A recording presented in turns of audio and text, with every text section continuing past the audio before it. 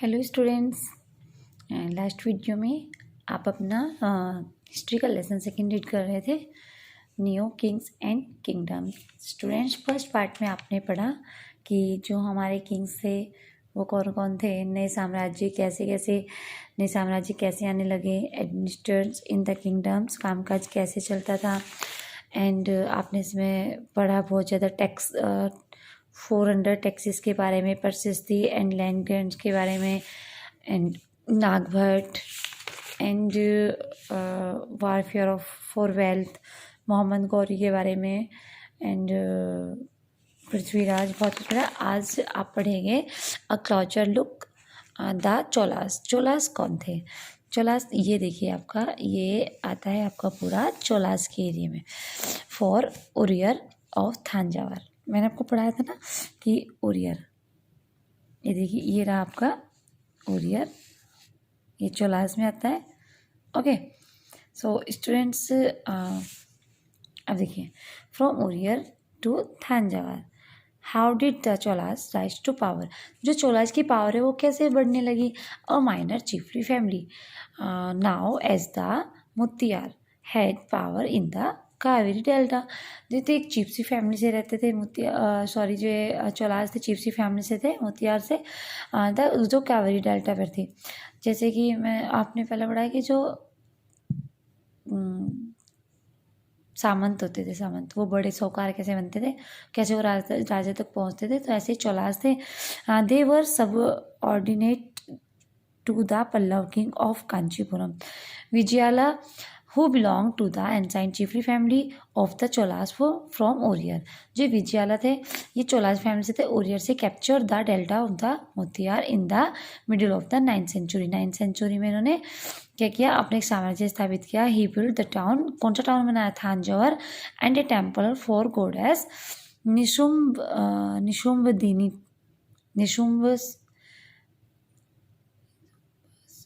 निशुम्भुसाहुदिनी there.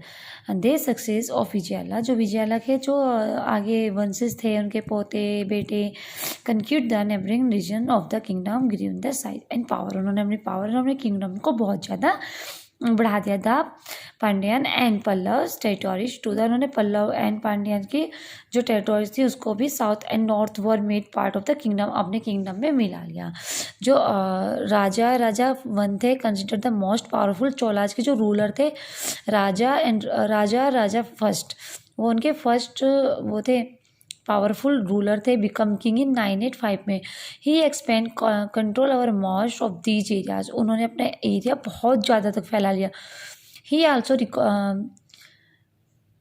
रिओर्गेनाइज्ड and administration of the empire.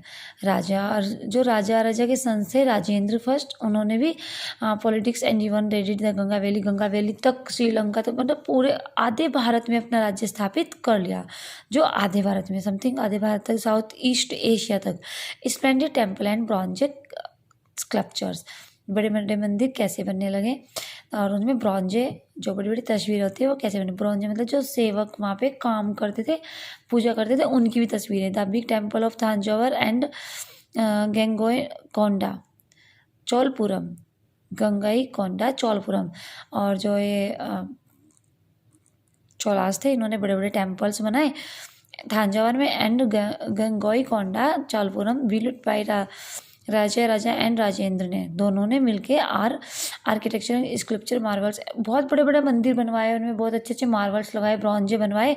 Cholas temple often become than nucleus of settlements which grew around them. These were centres of craft production. वहाँ पर क्या होने लगा? Craft बनने लगा। जैसे कि मंदिर जो था ना, केवल पूजा करने के लिए नहीं था, वहाँ पे बहुत सारे क्या होने लगे उनके, जैसे कि काम भी होने लगे। वेंट टू द, देखिए आप देखिए ब्रॉन्जे कितना अच्छा बना हुआ है, ये ऐसे ऐसे ब्रॉन्जे वो मंदिर में बनवाने लगे। Went into the maintaining all the specialist who worked at the temple में कुछ वर्क भी होने लगा, जैसे कि, और वो वहीं पे रहने लगे वर्क करने वाले, जैसे कि priest, garland makers, cook, sweepers, musician, जो भी मंदिरों का पैसा इकट्ठा होता था, मंदिरों में जो पैसा चढ़ता था वो इन लोगों के लिए काम आता था। जैसे कि वहाँ पे प्रीस्ट पुजारी रहते थे, गार्लैंड मेकर्स माला बनाने वाले, कुक खाना बनाने वाले, स्वीपर सफाई करने वाले, संगीतकार, एंड जो वहाँ पे डांस करते थे extra. In other words temples were the, अगर अन्य शब्दों में कहा जाए कि जो मंदिर था वो केवल पूजा करने के लिए नहीं था, वहाँ से बहुत से लोगों को काम भी मिलता था।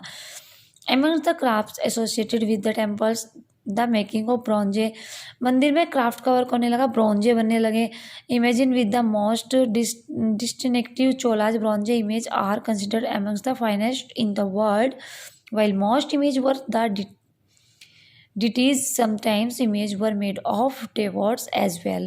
तो क्या करने लगे, मंदिर को एक अपना कमाई का साधन बना लिया उन्होंने। वहाँ पे बहुत से लोगों को क्या करने लगे, चोलाज ने बहुत से लोगों को वहाँ पे काम दे दिया, और मंदिर में जो भी धन पैसा जो भी चढ़ता था वो उन्हें ही दे देते थे, वो उनके ऊपर ही खर्च होते थे।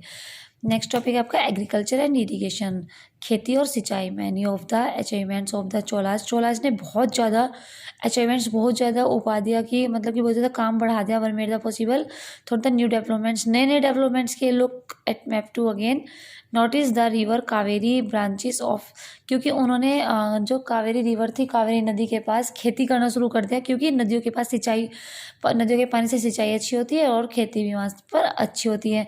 वहाँ पे उन्होंने क्या क्या करना, bay of Bengal, these channels overflow frequently deposit fertile soil on the their banks, water from the channels all. वहाँ पे क्या कर दिया, पानी का सिस्टम कर दिया कि जो पर्टिकुलर कल्टीवेशन ऑफ राइस, जो चावल उगाने में पानी की ज़्यादा जरूरत पड़ती है, तो कावेरी नदी के पास ही खेती करना शुरू कर दिया जो चोलाज थे। Also agriculture had development in other parts of Tamil Nadu, Tamil Nadu के पार्ट्स में it was only from the 5th and 6th century में, 5th और 6th सेंचुरी में इस एरिया में उन्होंने क्या किया, लार्ज स्केल कल्टीवेशन, बहुत बड़े एरिया में खेती करना, सिंचाई करना शुरू कर दिया। Forest had the be clear some regions, और जंगलों को साफ करके वहाँ पे सिंचाई करना स्टार्ट कर दिया उन्होंने। देखिए इस इमेजिन से आप पता लगा सकते हैं, ये जो गेट लगा हुआ है, पानी सिंचाई का ही गेट है, सिंचाई करने के लिए ही। कैरी वाटर द फील्ड, पानी को भरने लगे, जो बारिश का पानी होता था उसको भी इकट्ठा करने लगे। 2 क्रॉप्स वेयर, और एक साल में 2 फसलें तैयार करने लगे। In many cases it was necessary the water crops artificial, a variety of methods were use the irrigation, और इरीगेशन और सिंचाई के आर्टिफिशियल मेथड्स भी वो यूज करने लगे, जैसे कि ट्रैक्टर से जुताई करने लगे, rain waters and to work require planning, और सिंचाई का काम करने के लिए बहुत सारी प्लानिंग करने लगे। ऑर्गेनाइजिंग लेबर की ज़रूरत पड़ती थी, बहुत सारे रिसोर्स की ज़रूरत पड़ती थी, मेंटेनिंग, सब कुछ मेंटेन करके वर्क करते थे, और एक दूसरे की हेल्प से, एक दूसरे की सहायता से शेयर करके वर्क करते थे। Most of the new rulers, जो नए रूलर्स थे, as well the people living in village to an active interest in the these activities, और खेती की अदर एक्टिविटीज़ में भी सभी अच्छे से एक दूसरे का हाथ बटा के काम करते थे। आज के लिए इतने, नेक्स्ट पार्ट हम आपको इसका नेक्स्ट वीडियो में पढ़ाएंगे।